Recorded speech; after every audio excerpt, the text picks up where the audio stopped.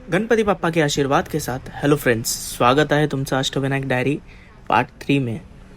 आज हम शुरू करने वाले हैं अपने पवित्र जर्नी थर्ड गणपति श्री भल्लारेश्वर पाली रायगढ़ की तरफ। लेकिन दोस्तों, लंबी जर्नी से पहले पेट भी तो पूजा मांगती है ना, इसलिए हम रुक गए मिसल दरबार की तरफ, जिसे लोग जोशीवाड़ा वाले के नाम से भी जानते हैं।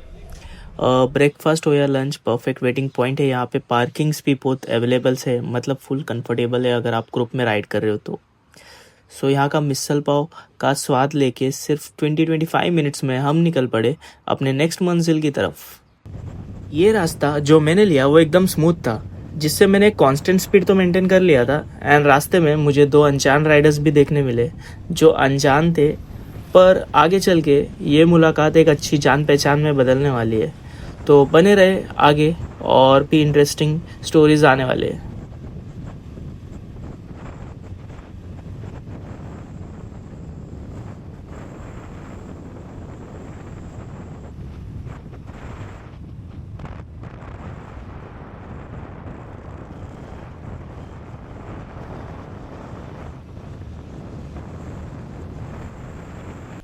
लगभग 5 घंटे के रोड के इस सफ़र को हमने गणपति बापा के नाम के साथ सिर्फ 4 घंटा 30 मिनट में स्मूथली कंप्लीट कर लिए विथ अ लंच ब्रेक।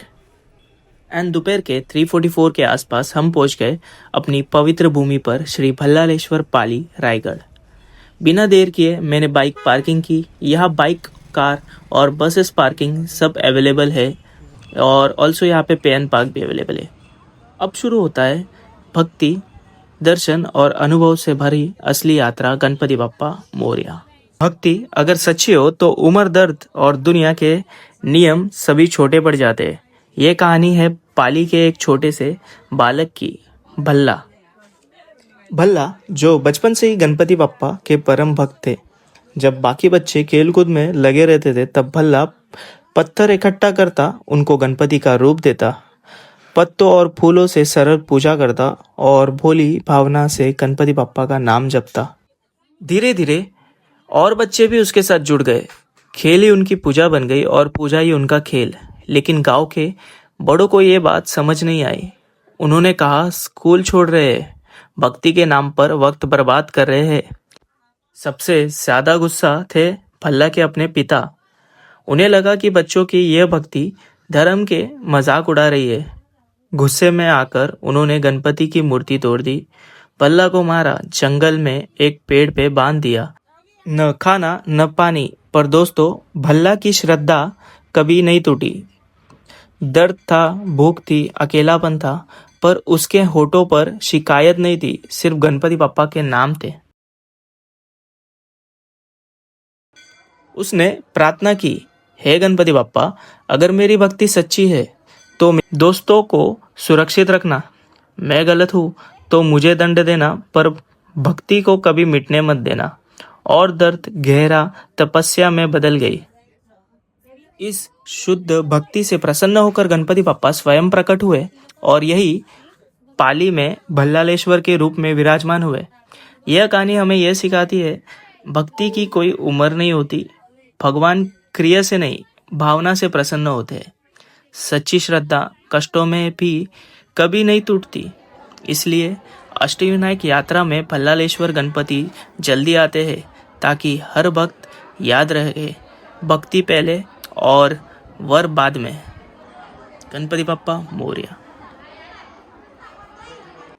कभी कभी भगवान से मिलने के बाद दर्द तुरंत खत्म नहीं होता, पर मन जरूर शांत हो जाता है। दर्शन के बाद मैं भी भल्लालेश्वर भगवान के नाम मन ही मन 108 बार जाप किए, और सच कहूँ तो खुद को भी बहुत अच्छा महसूस होने लगा था। भगवान से मिलकर दर्द तो पूरी तरह से मिटता नहीं, लेकिन मन हल्का हो जाता है। बोझ कम से लगने लगे और दिल को एक अजीब सी शांति भी मिल गई। लगभग 15-20 मिनट वही बिताकर इस अनुभव को महसूस करने के बाद हम फिर से अपनी यात्रा शुरू करने के लिए निघालो। पण दर्शन झालंय आमचं। आता 4th गणपतीसाठी निघेलाय माड 5 hours रस्ता होता, आणि ऑलमोस्ट लाईक आता वाजले 4:12. सो 4:12 पर्यंत माझं दर्शनही झालं आहे. आता महाडच्या गणपतीसाठी निघतो. आता इथून महाडच्या गणपतीसाठी किती टाईम आहे ते एकदा मी सांगतो तुम्हाला. आता 4:13 झाले. बघू आता.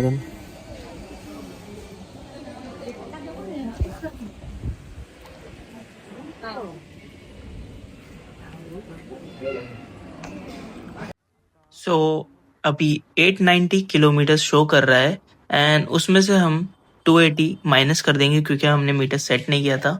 सो ऑलमोस्ट लाइक 5-10 किलोमीटर्स हमने चला लिए है अभी तक 12 घंटों में.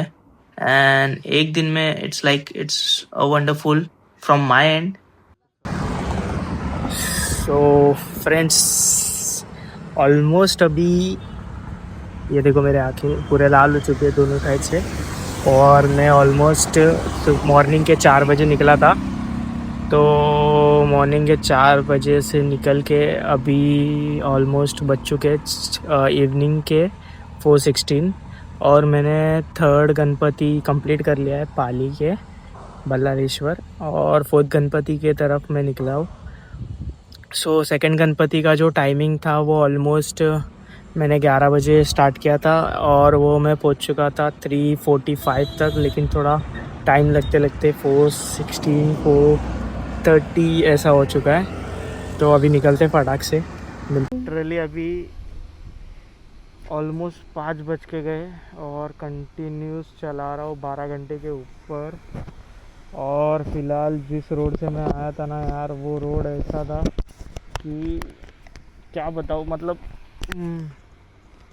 इतने खड्डे थे उस रोड पे. अभी तक मेरे को इतना खड्डा किसी रोड पे नहीं मिला जितना बस वो 2 मिनट वाले रोड पे मिला. और वो 2 मिनट वाला रोड मेरे को इस कदर से लगा कि क्या बताऊँ. यानी कंटिन्यू मैं चला रहा हूँ 12 घंटे से. तो आप समझ सकते हो कि मेरे को थोड़ा पेन हो रहा है. यानी बैठना इज़ नॉट पॉसिबल. यानी ऐसा मैं एकदम आराम से बैठना इस लाइक बहुत दुख रहा है. और ऊपर से ऐसे रोड से आया था थोड़ा खड्डा तो बहुत ज़्यादा ही मुश्किल हो गया. अभी फ़िलहाल हम पहुँच ही जाएंगे महाड़ गणपति के तरफ. और ज़्यादा नहीं 800 मीटर्स ही है शायद से. जल्दी पहुँच जाएंगे. गणपति बप्पा मोरया. इतना पेन हो रहा है ना, यानी बॉडी पेन बहुत है. First time non stop 400 kilometre plus चलाया हो. नॉन स्टॉप है यार. मतलब ज़्यादा से ज़्यादा किसी का ही पेन होगा तो ज़्यादा से ज़्यादा कवर भी किया है. तो ऐसे महाड़ गणपति फटाफट करते हैं एंड देन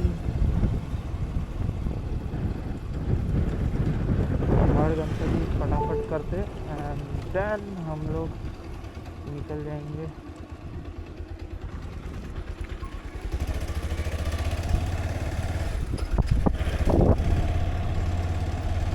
देखते मैं मुंबई जाने का सोच रहा हूँ. स्टे के लिए क्या सोचूं मेरे को समझ में नहीं आ रहा है. स्टे कहाँ करना है. Turn left turn left then turn right ऐसा कुछ तो था. मेरे को समझ में नहीं आया. टर्न राइट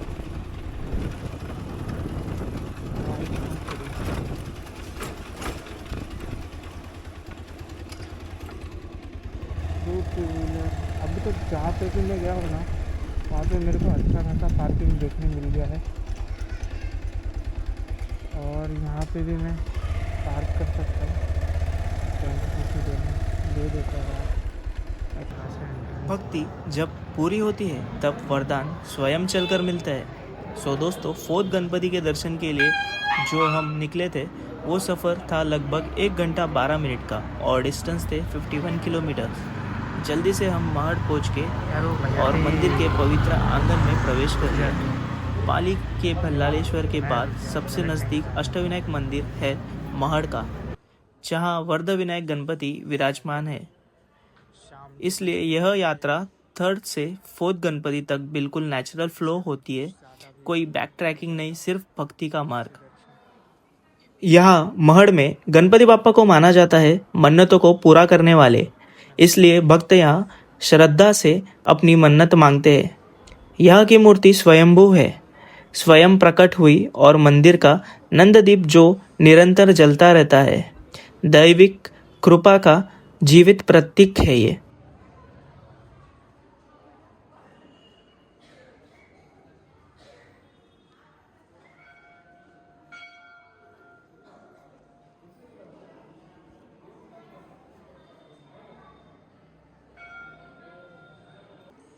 यहाँ महड़ में मैं अपने अष्टविनायक का नारियल वर्धविनायक बाप्पा के चरण में लगाकर गणपति बाप्पा के दर्शन ले लिए। मैंने बाप्पा के नाम 108 बार जप किए और मन में एक गहरा सा सुकून महसूस हुआ। दर्शन के बाद अब मन में एक ही सवाल था, दोस्त के घर रुकूं या यही कहीं। थकान काफ़ी थी, लेकिन दोस्त को जो वादा किया था उसे निभाना भी ज़रूरी था। इसके लिए मैं यही सही समझता हूँ कि अपने दोस्त के घर की तरफ निकलना ही ठीक है। और दोस्तों, अगर आप भी अष्टविनायक गणपति के दर्शन ले रहे हो और लंबी सफ़र तय कर रहे हो, तो महड़ गणपति में रुकना एक बहुत ही अच्छा ऑप्शन है, क्योंकि 5th गणपति का रास्ता बहुत लंबा है। यहाँ 4th गणपति के पास ही, जो वर्धा विनायक गणपति के पास ही रूम्स इजीली अवेलेबल है। सिंगल पर्सन्स के लिए भी room is like around 300 rupees में इजीली अवेलेबल है। यहाँ 3 से 4 टाइप्स के रूम्स मिलते हैं, एसी, नॉन एसी, और हर रूम में सुबह गर्म पानी की सुविधा होती है। बस टाइम थोड़ा फिक्स होता है, लाइक 7:30 to 9 के करीब तक ही गर्म पानी मिलता है। तुमचं नाव काय? हडप. हडप. सरने हा? सरने सरनेम हडप. सरनेम. अच्छा. तर काका आपल्याला रूम दाखवते आता बघा. लाईव्ह लावा आपण. हम्म. या करून.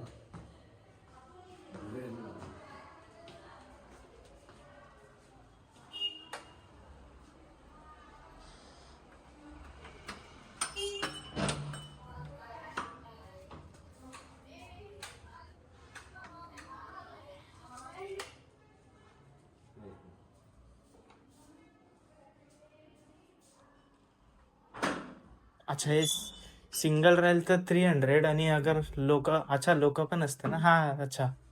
दाखव.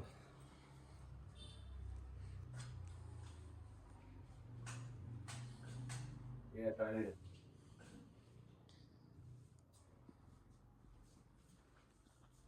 ते टॉयलेट आहे. क्लीन आहे. आणि स्वच्छ आहे. स्वच्छ आहे. हा, तेच. वाज यूज करायचे. हा, खुशबू आणि असं काय उग्र पण नाही, हे नाही, एकदम प्रॉपर व्यवस्थित असतात. चालेल. हे नॉर्मल ना तुमचं? एसी असं. हा, अच्छा, असंच आहे सगळे.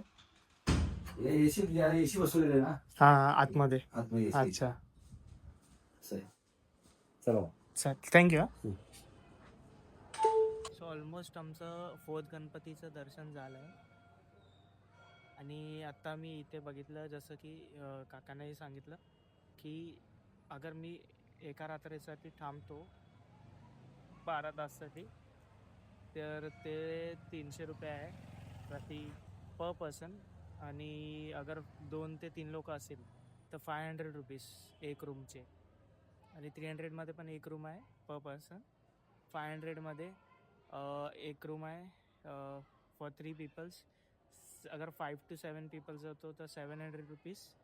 आणि त्याही वरती अगर तुम्हाला लक्झरी थोडं पाहिजे, जसं AC, आणि तर त्यातही 2 प्रकार आहे, 2000 आणि 2200 असं समथिंग. तर याने चांगलं आहे. अगर तुम्ही अष्टविनायकचे पूर्ण 8 गणपती करताय, तर 4थ्या गणपतीला तुम्ही इथे हॉल घेऊ शकतात. आता माझा कसा एक मित्र मी बोललेला, तर मी त्याच्याकडे जाऊन राहिलं आहे, कारण मला अर्ली मॉर्निंगला यायला पण थोडं इझी होईल. इथून मी आता 6 वाजता आहे, तर ऑलमोस्ट 7-8पर्यंत मी मित्राच्या घरीपर्यंत पण पोचू, आणि मग तिथून मला अजून मॉर्निंगला तिकडे जाताना 5th गणपती चिंतामणीला जाताना थोडं बेटर असेल रास्ता, कारण पुढे 5th गणपतीच्या नंतर आपल्याला थोडा इश्यू होईल आहे 6th आणि 7th, कारण तिकडे लेपर्ड अटॅक्स खूप होतो आणि बाईकवरती जाणं खूप मुश्किल आहे. ओम गणपति नमो.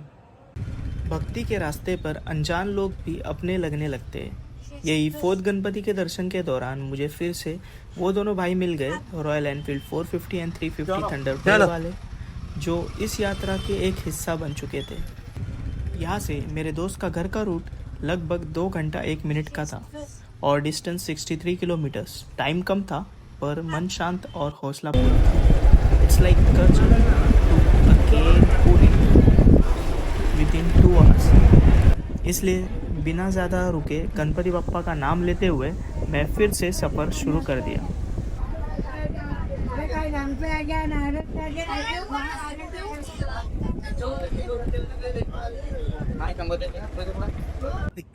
देखो मेरा दोस्त आ रहा है. अभी ब्लॉक के अंदर अच्छे से बोलूँगा ना एकदम.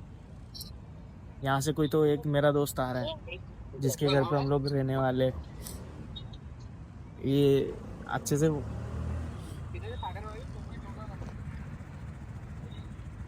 क्या है, हम लोग इसके घर पे रहने वाले. अरे चल घर पे. कहाँ पे तेरा घर? तेरे पीछे लगाओ ना, रुका रहा हूँ. हेलमेट नहीं, अरे भाई ग्लास. जिंदगी के सफर में कुछ रिश्ते भगवान खुद लिखते हैं. इसका नाम अक्षय है. ये मेरा बेस्ट फ्रेंड है, मेरे बचपन का साथी, जिसके साथ मैंने बहुत सारे पुण्य भी किए एंड थोड़े बहुत पाप भी. पर इतने सालों में हमारी दोस्ती में कभी भी किसी तरह का दरार नहीं आया. वक्त बदला, शहर बदला, लेकिन दोस्ती वही रही. आज वो पुणे में रहता है और हाँ, मुझे उसकी कमी महसूस होती है, लेकिन ज़िंदगी ने उन्हें एक प्यारे से बेटे प्रणव और एक प्यारी सी लाइफ पार्टनर भी दी है. दुआ करता हूँ कि गणपति बप्पा हमेशा उनके परिवार पर अपनी कृपा बनाए रखे, क्योंकि ऐसे दोस्त हर किसी को नसीब नहीं होते. और अगर आपको ये वीडियो पसंद आया हो तो लाइक, शेयर एंड सब्सक्राइब ज़रूर करना और बने रहे. जल्दी ही मिलते हैं 5वें गणपति के पास.